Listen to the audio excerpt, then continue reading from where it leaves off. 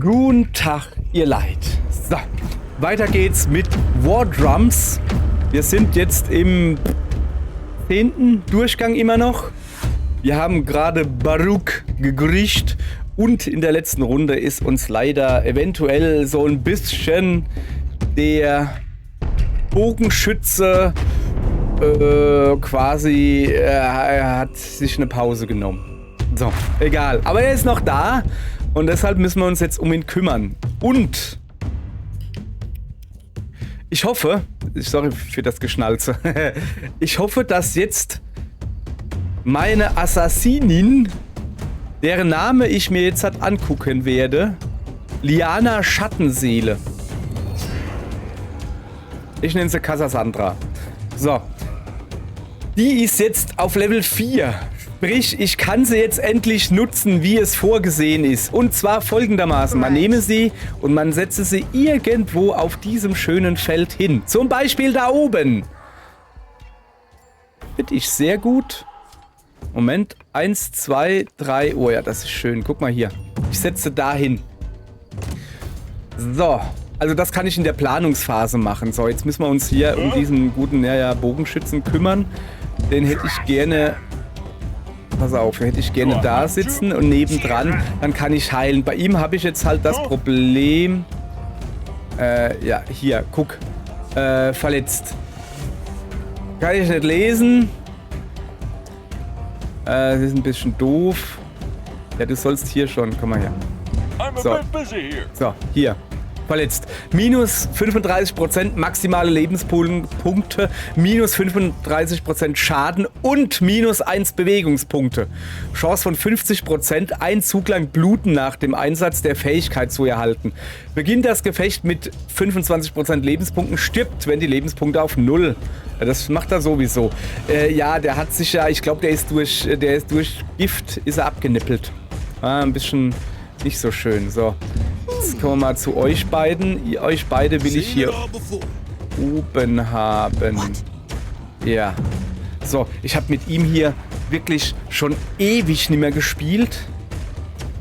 Und habe ihn natürlich auch nicht so aufgepowert wie die Rhythmusdealerin. Rhythmusdealerin? Was ist denn das? Ich habe keine Ahnung. So ist das halt. So, jetzt pass auf. Also, zuallererst mal, das hier ist ein normaler, ne? Das ist... Der da, kriegt man das irgendwie ein bisschen schöner in Szene gesetzt? Nicht wirklich. Stellt euch einfach vor, ihr könntet das sehen. So, hier. Aber ich mache jetzt Folgendes. Und zwar gehe ich einmal hier durch und dann dahin. Jetzt habe ich 2 Stück markiert. Das ist natürlich eine feine Sache. Und ich bin noch verdingst. Steht da? Verdingst. So. Jetzt würde ich mal hingehen und sagen, ich schnetzel mal die Oma, weil ich es kann. Weil ich es kann, genau.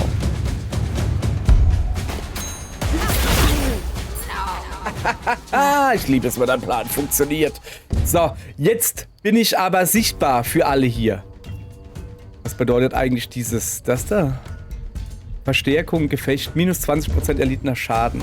So, jetzt bin ich ja für die anderen alle sichtbar, aber ich kann mich ja noch ein bisschen wegbewegen. Jetzt muss ich mal ein bisschen gucken. Der da hat halt... Ja, komm. Da kennen wir nichts. Da gehen wir 2 Felder hoch, da. Kommst du her? So, da gehen wir da hin. Soll man noch gleich ein paar Krähenfüße hinschmeißen? Mache ich gerne, weil ich es kann. Zack. Yep. So, das war's dann soweit. Mit ihr hier, guck mal hier, weißt du, direkt nach der Vorbereitungsphase, wo du eigentlich da rumläufst und so, kannst du hier schon mal gleich eine Oma schnetzeln. Das wird ein schöner Tag. Hauptsache mal die Oma geschnetzelt. So, ich setze den hier hin. Der kann meinetwegen auch irgendwas machen. Aber wird nicht viel bringen, weil ich glaube nicht, dass bis hierher überhaupt ein Gegner vorkommt. Aber er soll mal ein bisschen was machen, weißt du. So gedacht. So, jetzt müssen wir ihn natürlich heilen. Denn ihm geht es nicht gut. Da haben wir letztens nicht gut drauf geachtet in der letzten Runde und dann ist er vergiftet worden und daran, also er hatte halt wenig Energie und ja, passt schon, weißt du. Und ich beende die Runde und als allerletztes hier einmal Gift runterticken, bei ihm tot. Glaub ich, bin mir nicht mal so ganz sicher. So, jetzt gucken wir mal, was hier Feines gibt. Er hier und er kann visualisieren und zwar hat er noch nicht so viel drauf, das hier. So, das heißt, seine Attacke ist jetzt aufgepowert. 29%. Nee, Entschuldigung. Das sind ja fast 30. So, das passt soweit. Mal schön durch meine Krähenfüße gelatscht. So muss das sein. So, ja. Mein Problem ist ja die Oma da unten, weißt du? Also die macht ja kein Damage so, aber die heilt halt wie nix. Die heilt wie nix. Sag ich dir. Ich würde Folgendes vorschlagen. Wir gehen da runter. Dann machen wir uns unsichtbar. Und ich hoffe, dass das jetzt funktioniert. Denn eigentlich bin ich jetzt unsichtbar. Theoretisch. Und jetzt setze ich mich da hin. Und schmeiß da oben noch ein paar Krähenfüße hin. Ich kann 2 Items jetzt pro Runde schmeißen. So. Und jetzt gucken wir, ob das funktioniert, weil... Moment, wo ist die Maus? Da ist die Maus. Verborgen, 3 Züge, kann von Einzelangriffszielen nicht als Ziel ausgewählt werden und durch Gegner hindurchgehen. So, jetzt ist es ja aber so, oder bin ich sehr wohl sichtbar? Aber so Einzelangriffsziele, weißt du? Ja, ist egal. So, wir müssen hier vorwärts kommen. Wir bereiten uns mal hier auf einen Kampf vor. Ah, siehst du? Da stellen wir uns mal da schön rein. Beziehungsweise, ich könnte eigentlich mit ihm hier... Ja. Junge, da ist immer so leicht aggro. So. Guti, pass auf, du wartest hier. Und das gilt auch für dich. Auch du wartest hier. Ich weiß. Moment. Ja, er wird mich nicht angreifen können. Er hier kann ja so blöde Granaten werfen. Die taugen halt. Aber der andere kann mich noch nicht angreifen. Von daher ist es mir jetzt auch egal. So, Bogenschütze schützt sich. Ich will den Bogenschütze recht wenig heute benutzen.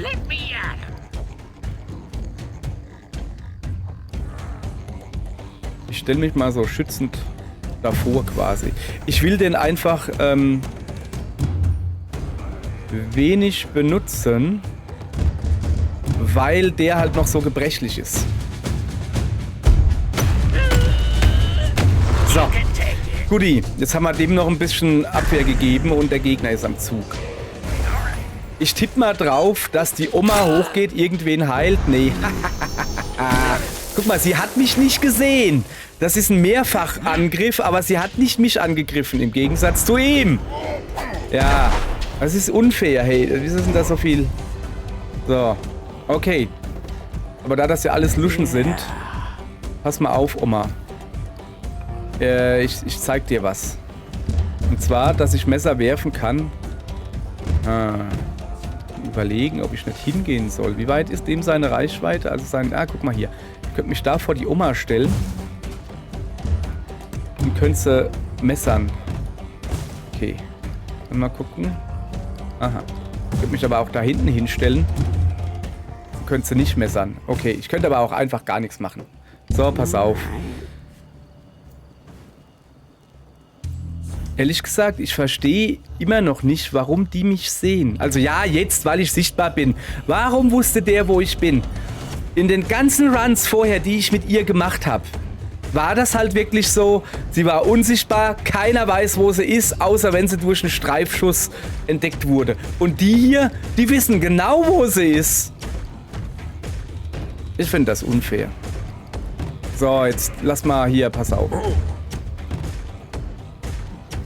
So, jetzt gehen wir erstmal, machen wir das erstmal so.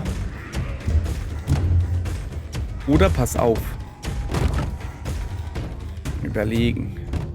Also die Oma, war schön mit dir, aber noch schöner ist es ohne dich. Oder auch nicht. Na sowas. Das ist jetzt aber schlecht, könnte man jetzt sagen. Machen wir aber nicht. Ja, yeah, right. Weil du nämlich hier hingehst und die erdolchst, bitte. So irgendwie. So, die Oma ist gedolcht worden. Dann darf er hier hingehen aus seiner... Nee, pass auf. Ja, ich weiß, dass ich mit meiner Assassinen noch ein bisschen rumrennen kann. Werden wir nicht machen. Und zwar habe ich gerade so die Idee gekriegt, guck mal, ich könnte den ja so machen, oder? So irgendwie. Jetzt hoffen wir natürlich auch, dass er zu mir kommt.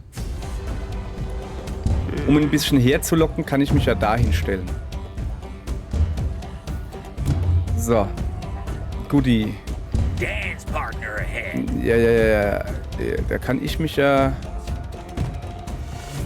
Nee, pass auf. Ich habe gerade überlegt, den Bogenschützen da reinzustellen. Nee, das machen wir nicht. Okay. Stattdessen... Wieso bin ich denn verwirrt? Kommt denn das Verwirrtsein her? Keine Ahnung. Hä? Wo habe ich denn das hergekriegt? Das ist aber verwirrend. So, pass auf, stellen wir den da hin und machen da ein größeres Feld. So, der wird schon merken, was los ist. Guti, jetzt kann er ja quasi gar nicht vorbeigehen, außer er geht straight runter. Hat er aber nicht gemacht. So, wen haben wir denn hier? Zack. Der hat mal gesessen. Aua, hat wehgetan. So, ist der nicht bei mir da drin? Nee. Leider nicht. So, jetzt wird's ein bisschen interessanter. Also, folgendermaßen.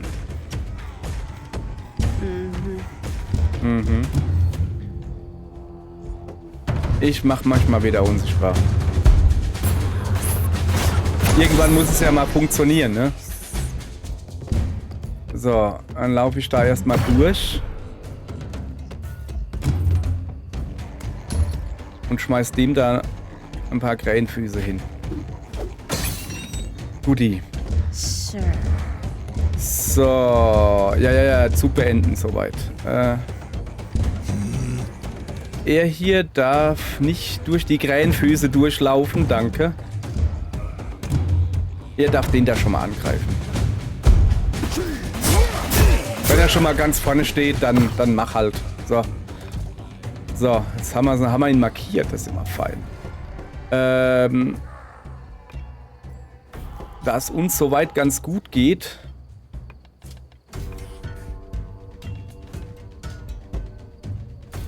würde ich ihn gerne kloppen lassen, weil den kriegen wir klein, glaube ich.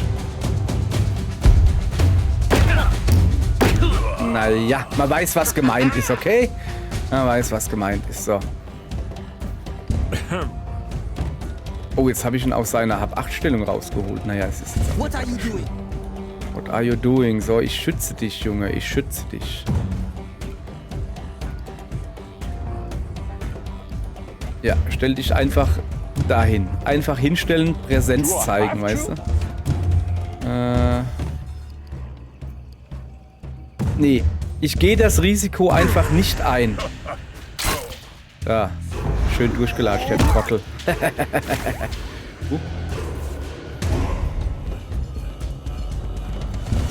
So, dann komm mal her, du. Stell dich mal dahin und hau den mal so ein bisschen, weißt du? Bäm! So, läuft doch gut. Ich bin mir noch nicht ganz im Klaren drüber, warum die nicht mehr verdeckt ist, aber egal. So, es gibt ein bisschen Gerümpel. Gerümpel, Popümpel. So, was haben wir denn hier Feines?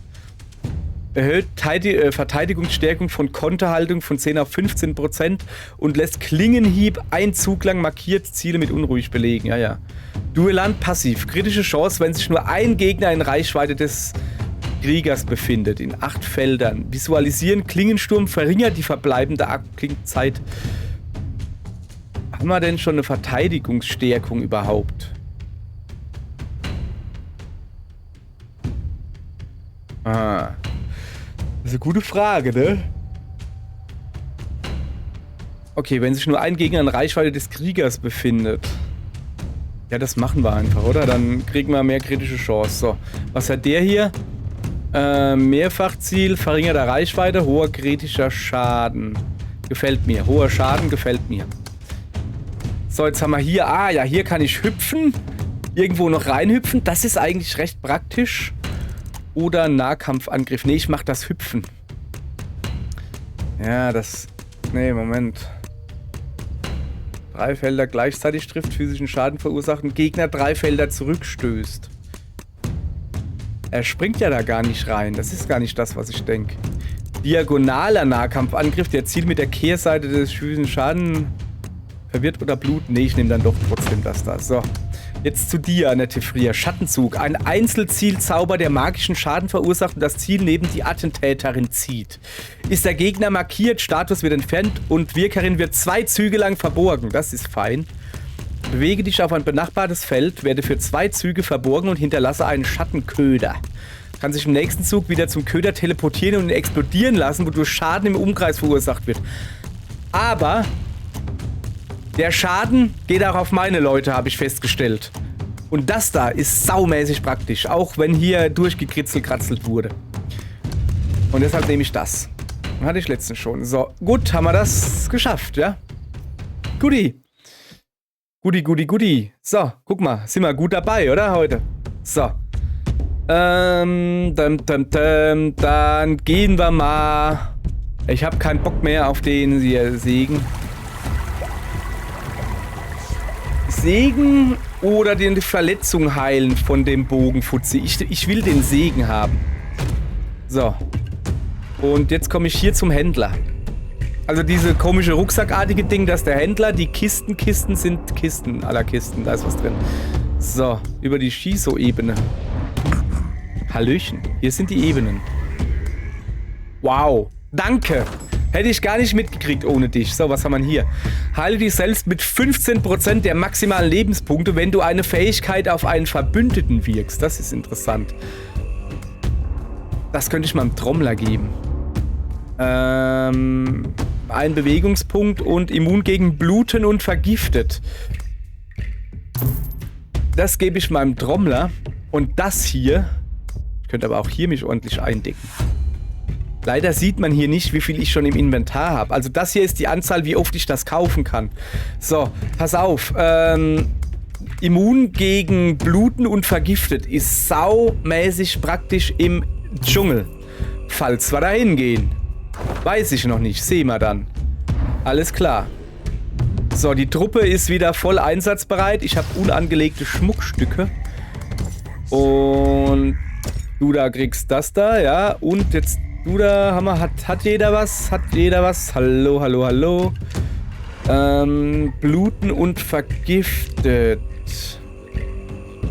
Wem können wir denn das geben? Du hast nichts Cooles, gell? Ja, aber eigentlich würde ich das... Achso, der hat schon. Bluten und vergiftet.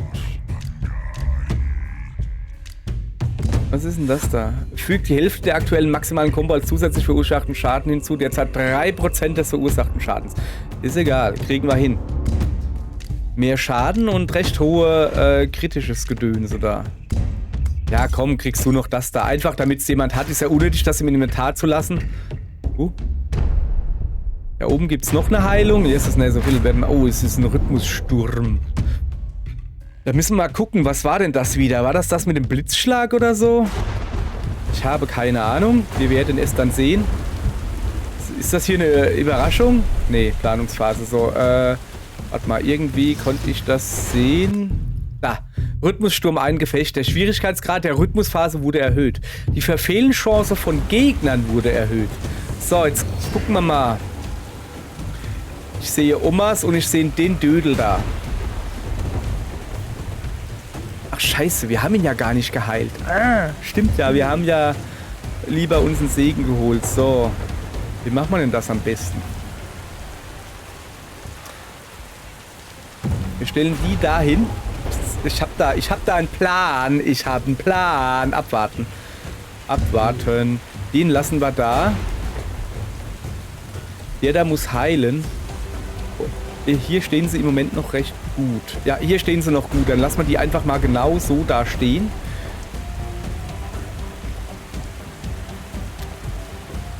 Und dann überlegen, ob ich den da darüber machen soll. Ja, passt so. Komm, passt. Passt. Jetzt pass auf. Hier, ich zeige euch meinen Plan. Mein Plan ist folgender. Ich gehe da durch. Mein Plan ist folgender. Ich gehe da durch und ich brauche ein Feld Abstand. Das ist wichtig, um das hier machen zu können. Also, was das macht, haben wir ja gerade gelernt. Ich kann es nochmal zeigen. Einzelzielzauber, der magischen Schaden verursacht und das Ziel neben die Attentäterin zieht. Ist der Gegner markiert, was er ist, Status wird entfernt und Wirkerin wird 2 Züge lang verborgen. Ich meine, ich bin im Moment noch verborgen, aber macht nichts. So, also, ich wende das auf die... Ich wende das... Ich könnte das auf den Hundi anwenden und dann kriegt die Oma... Die Oma kriegt dann auch ein bisschen Schaden. Aber wenn ich das so mache, besteht die Chance, dass die Oma ganz abnippelt. Ich mach das. Okay?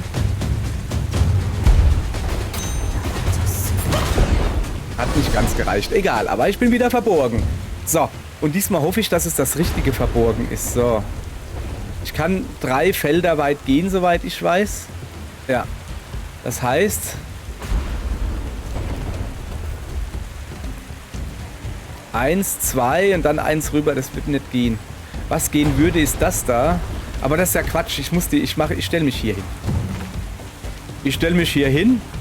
Und weil ich eine linke Socke bin... Ich stehen noch ein paar Krähenfüße hin. Oh ja, ich muss drauf achten. Okay, Krähenfüße. Also jetzt hier, ne? So, nochmal fürs Protokoll. Hier, gucke. Ich bin noch verborgen. Und ich habe mir Lebenspunkte stärken eingefecht. Also rein theoretisch dürfte sie mich nicht sehen, die Oma. Okay, ich sehe... Ah, guck mal, diese Dinger, dass sie mich anvisieren, sind auch nicht da. War das jetzt wirklich so ein... War das jetzt ein Fehler vom Spiel, das eben? Ist ja auch egal. Werden wir nie erfahren, wenn wir uns nicht drum kümmern. Easy. Ich weiß gar nicht, soll ich ihr oder ihm helfen? Hier bin ich halt komplett ungeschützt.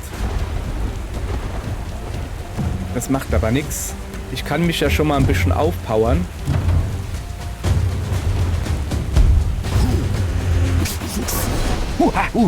Okay, guti. Let's go. Und ihn hier machen wir in Hab-8-Stellung nach... Scheiße, geht nicht. Moment. So. Jetzt. Hier. Hab-8-Stellung, ja? Wenn die Oma kommt, dann kriegt sie ordentlich auf die Mütze. So. Gut. Er hier muss heilen. Erstmal gucken, wie weit kommen denn... Ein bisschen aufpassen hier, weil der kann halt recht weit sich bewegen. Aber okay. Der kriegt jetzt einfach Heilung reingedrückt und gut ist.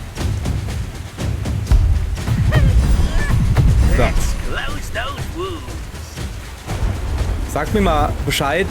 Würde ich jetzt sagen, wenn das live wäre, ist es aber nicht. Immer wenn ich die Hand vor Mund mache, tue ich kurz vorher mein Mikrofon ausschalten und manchmal vergesse ich es wieder anzuschalten. Das ist nicht gut. So, pass auf, du gehst auch in Hab-8-Stellung. Wo greifen sie mich an? Da drüben oder da unten? Wir können ihn ja da hinsetzen. Also erstmal gucken, wie weit kommt der Wolf? How much is the wolf? Ja, komm, wir machen ihn hier in... Ne, anderes kriege ich nicht hin. Ich habe 8 Stellung. So.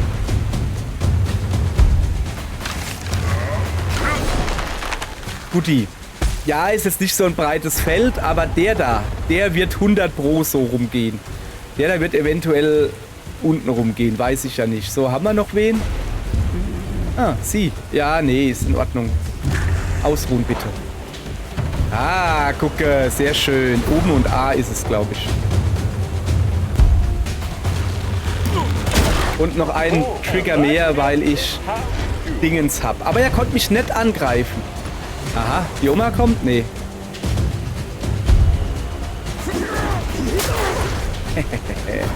Aber ich glaube, er kann mich angreifen, oder? Nee, alle? Ah, guck mal, da ist noch einer.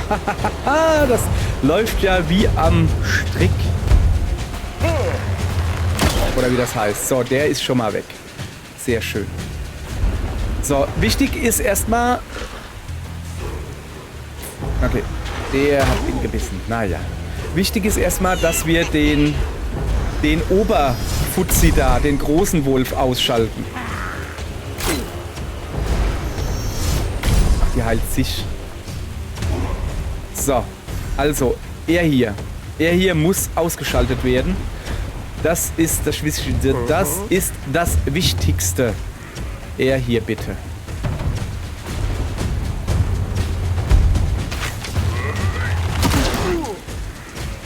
So, und wenn das nicht ganz gereicht hat, was es nicht hat, dann müssen wir noch ein bisschen nachlegen.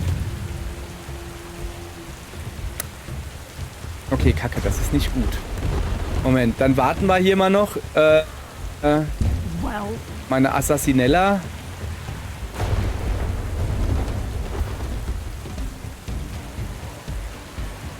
Okay, geht nicht anders. Meine Assassinella muss den da platt machen.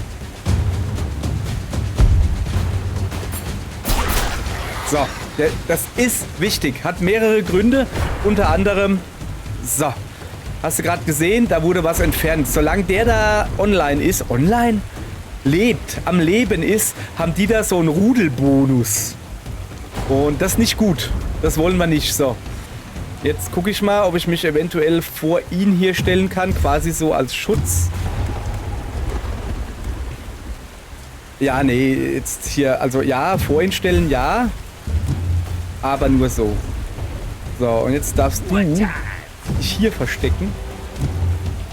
Und darfst den da knüppeln. Knüppel ihn mal. Wird nicht reichen. Ja, aber er hat einen kritischen Schaden immerhin durchgekriegt. So, jetzt gucken wir mal. Was ist denn mal euch hier?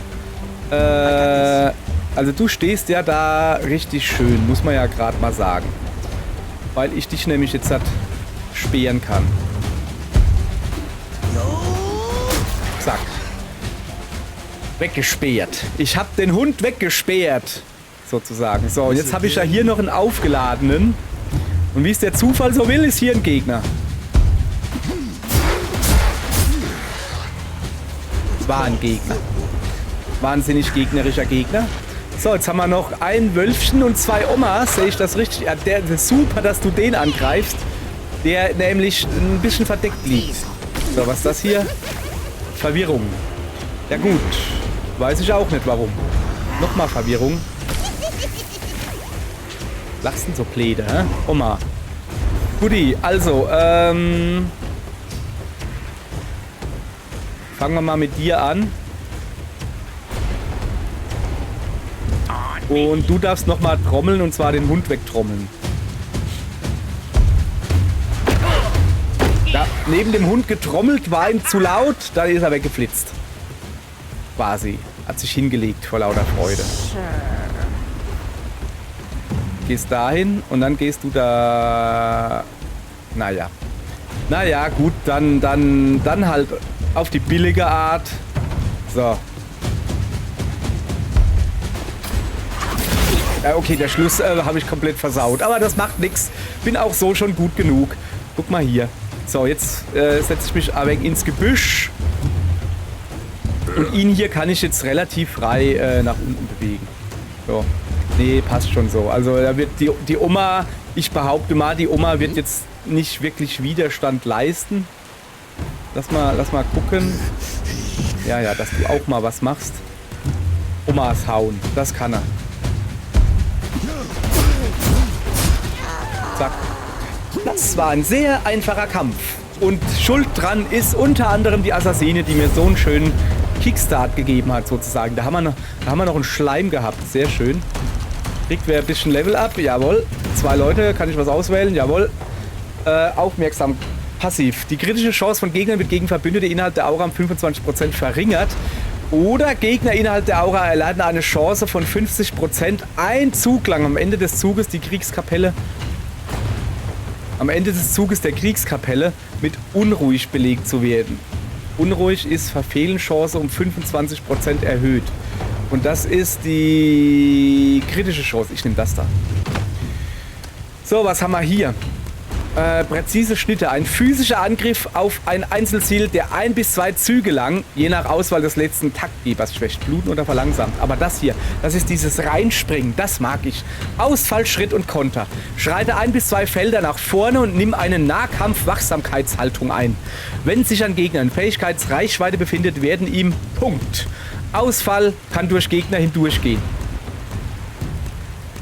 Also bei mir geht öfters Ausfall durch mich hindurch, das kann ich euch sagen. Aber okay, machen wir mal.